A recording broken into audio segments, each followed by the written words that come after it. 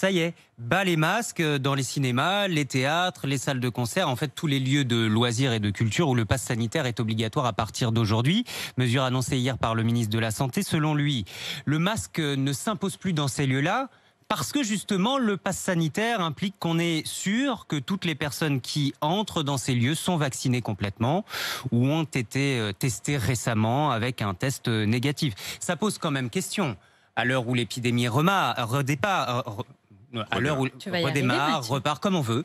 En tout cas, cette épidémie flambe de nouveau. De nombreuses villes, d'ailleurs, rendent de nouveau le masque obligatoire, cette fois-ci à l'extérieur. On est un peu perdu entre l'obligation à l'extérieur, mais le fait de ne plus le mettre à l'intérieur. Pourquoi l'enlever à l'intérieur? Reportage RMC avec des spectateurs déboussolés. Anne-Livia Tolinki, Mao Becker-Granier.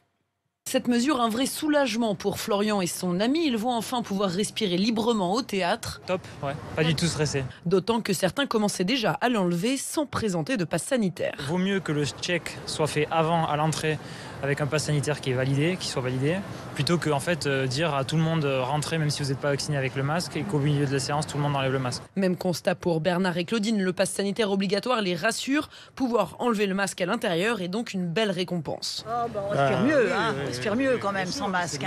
S'il y a des contrôles qui sont faits avec un pass sanitaire, ça me va très bien. Quelques mètres plus loin, Sandrine fait la queue au théâtre justement, mais pas question pour elle d'enlever son masque quand cela sera autorisé. Eh bien moi je garde mon masque quand même avec le pass sanitaire. On garde le masque quand on est dans un lieu clos à proximité d'autres gens. Parce qu'on peut être vacciné et porteur du virus et c'est quand même pas très compliqué de porter le masque. Ça ne nous demande pas beaucoup d'efforts mais ça protège les autres.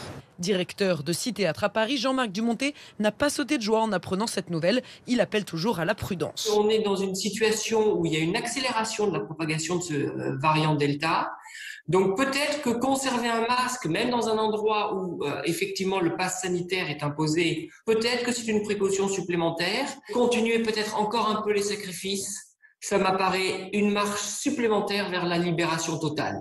Une décision prise beaucoup trop tôt pour le médecin Luc Duquenel. Symboliquement, cette mesure pourrait être contre-productive. Finalement, ça nous alerte aussi que le virus est toujours là.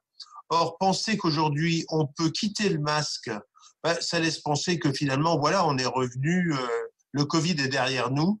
Donc, je pense que j'étais très surpris de cette mesure qui ne va pas amener un état de vigilance important de la population. Or, la période actuelle amène à la plus grande des vigilances. J'ai l'impression qu'il y a eu un gros loupé quand même. Les exploitants de salles pourront décider eux-mêmes du maintien de l'obligation du masque.